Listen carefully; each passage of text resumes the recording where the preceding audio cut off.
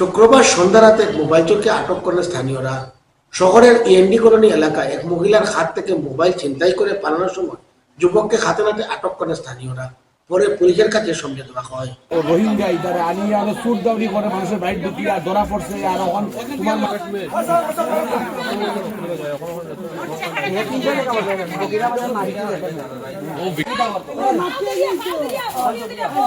তারা শুধরাই তো না খামু মাপসাবে কিতা হবে শুধরাইব ধরে বাংলা ভাষাও তাই বালা করে চিনে না তোর তোর নাম মিথ্যা কথা বলবো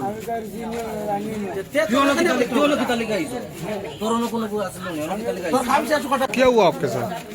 मोबाइल छीन लिया वहाँ पे अब पटक दिया है पटक दिया है मोबाइल छीन कर। आपको? हाँ इसने? हाँ कहाँ पर हुआ? वो बगल में मोबाइल लेके चला गया?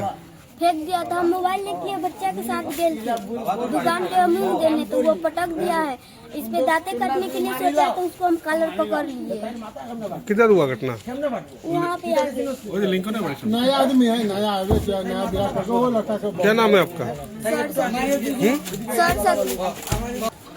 ঘটনা বিষয়ে অল্প আগে এলাকা থেকে ফোন গেল যে এখানে একটা চুর ধরা হয়েছে। জানতে পারলাম, আমি সঙ্গে সঙ্গে আসলাম।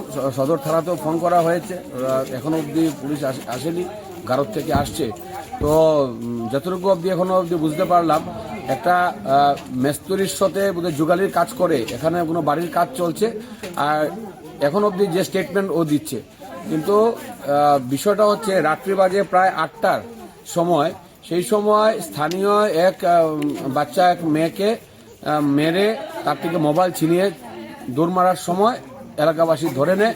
আর তার পরবর্তীতে আটক করা হয় এবং এখন আমরা সবাই আসার পরে দেখলাম বিভিন্ন সময় বিভিন্ন স্টেটমেন্ট দিচ্ছে।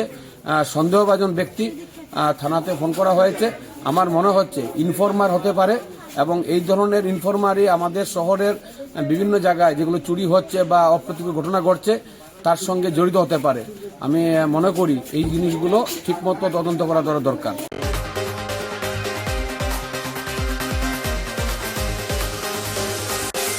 কেসিগান রিপোর্টার আজ এ পর্যন্তই। আগামী দিন আপনাদের সঙ্গে আবার দেখা হবে একই সময় একই চ্যানেলে।